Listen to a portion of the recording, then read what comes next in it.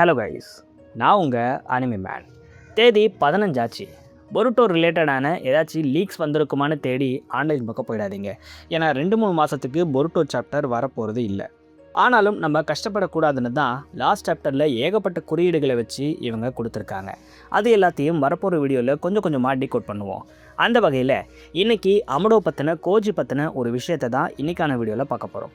அதுக்கு முன்னாடி நம்ம சேனலுக்கு சப்ஸ்கிரைப் பண்ணிவிட்டு அப்படியே அந்த லைக் பட்டனையும் தட்டி விட்டுருங்க.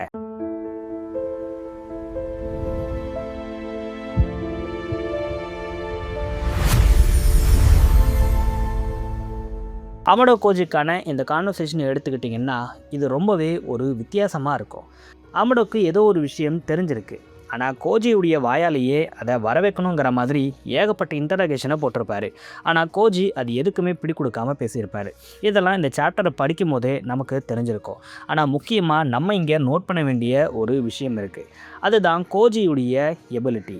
இவருடைய 10 டைரக்ஷன்ஸால் ஃப்யூச்சர்ஸை அடிக்கடிக்கு பார்க்க முடியும். என்னென்ன மாதிரியான டைம்லைன் எல்லாம் உருவாக போகுது, என்னென்ன ஃப்யூச்சர்லாம் அடுத்தடுத்து வரப்போகுதுங்கிற இந்த ஒரு விஷயத்தை பார்க்க முடியும். இதுதான் அமோடோவை ஈர்த்த ஒரு விஷயமா இருந்திருக்கும்.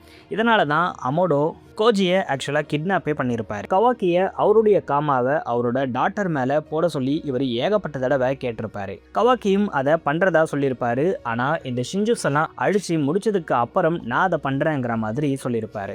ஆனாலும் அமோடோக்கு ஒரு டவுட்டு இருந்துக்கிட்டே இருக்கும். இந்த கவாக்கி இதை பண்ணுவானா மாட்டானாங்கிற ஒரு டவுட் அவருக்குள்ளே இருந்துக்கிட்டே இருந்ததால் வேறு வழியே இல்லாமல் இவர் கோஜியை கிட்னாப் பண்ணி அவருடைய எபிலிட்டி மூலமாக இந்த ஒரு விஷயம் நடக்குதா இல்லையாங்கிறத அவர்கிட்டயே கேட்டு தெரிஞ்சுக்கிட்டு இருந்திருப்பாரு. ஆனால் கோஜி அப்படி ஒரு ஃபியூச்சர் நடக்கவே இல்லைன்னு சொல்லியிருப்பாரு. ஏன்னா அதுக்கு முன்னாடியே ஜூரா கவாக்கியை கொன்னுடுவான் அப்படிங்கிற மாதிரி சொல்லியிருப்பாரு. இதனால் அமோடோ கோஜியை சரி போன்னு சொல்லிட்டு விட்டுருப்பாரு. இவ்வளோதான் நம்ம எல்லாருக்குமே புரிஞ்சிருக்கும். ஆனால் இங்கே கோஜி ஒரு பயங்கரமான வேலையை பார்த்துருக்காரு. ஆமாம், இந்த ஒரு ஃப்ரேமில் கோஜி கிட்டத்தட்ட ஒரு மாதிரி பயங்கர மாதிரியான ஒரு பேனலை காட்டியிருப்பாங்க. இந்த பேனலில் சில பிளாக் லெட்டர்ஸும் இருக்கும். இதை பார்க்கறதுக்கு எப்படி இருக்கும்னா எம்டி ஸ்பேஸை கவர் பண்ணுறதுக்காக ஒரு ட்ராயிங்கை ஆத்தரிங்க பண்ணியிருக்காருங்கிற மாதிரி தான் எல்லாருக்கும் தெரியும். ஆனால் அதுதான் இல்லை. இங்கே அமோடோ என்ன பண்ணியிருக்காருன்னா கோஜி என்ன ஒரு விஷுவலை பார்க்குறாரோ அதே விஷுவலை அவராலையும் பார்க்க முடிகிற மாதிரி அவருக்குள்ளேயே ஒரு ப்ரோக்ராமை பண்ணிக்கிட்டு இருக்காரு. இந்த சீக்வன்ஸ்லேயே சைட் பை சைட் கோஜிக்கு ஒரு விஷுவல் வந்திருக்கும். ஒரு ஃப்யூச்சர் அப்டேட்டுங்கிறது கோஜிக்கு வந்திருக்கும். அதே அப்டேட்டை தான் இங்கே அமோடோவும் பார்த்துட்ருக்காரு. அதை குறிக்கிற விதமாக தான் ஒரு பெரிய ஸ்பேஸில் அமோடோவும் இதை எக்ஸ்பீரியன்ஸ் பண்ணுற மாதிரி நமக்கு காட்டியிருப்பாங்க. ஆனால் அமோடோவுடைய ஃபேஸ் தெரியாத மாதிரி இங்கே வச்சுருக்கிறதுக்கு ரீசன் என்னென்னா இதை நம்ம இன்னும் கண்டுபிடிக்கக்கூடாது அப்படிங்கிற மாதிரி இவங்க நினைக்கிறாங்க. ஃப்யூச்சரில் இது ஒரு பெரிய ட்விஸ்ட்டாக வைக்கணுங்கிறதால கூட அமோடோடைய ஃபேஸை இங்கே நமக்கு ரிவீல் பண்ணலை. ஆனால் நடந்த விஷயம் என்னென்னா அமோடோ கோஜி கிட்ட இருக்கிற இந்த ஒரு 10 டைரக்ஷன்ஸ் எபிலிட்டியை திருடிட்டார். ஆமாம், இப்போ இவராலையும் ஃப்யூச்சரில் என்னென்ன விஷயங்கள் எல்லாம் நடக்க போகுது, ஃப்யூச்சர் எப்படிலாம் மாறப்போகுதுங்கிற எல்லா விஷயத்தையும் பார்த்து தெரிஞ்சுக்க முடியும்.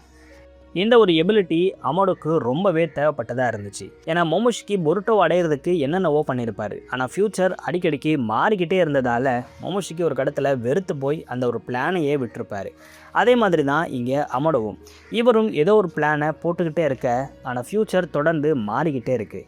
இதனால் இவரும் ஏதோ ஒரு விஷயம் அடிக்கடிக்கு மாறிக்கிட்டே இருக்குங்கிறத புரிஞ்சுக்கிட்டு இருந்திருப்பார். யாரோ ஃப்யூச்சரை பார்த்து அதுக்கேற்ற மாதிரி ஈவெண்ட்ஸை மாற்றுறாங்கங்கிற ஒரு விஷயத்த அமோடோவும் கூட கண்டுபிடிச்சிருப்பார்.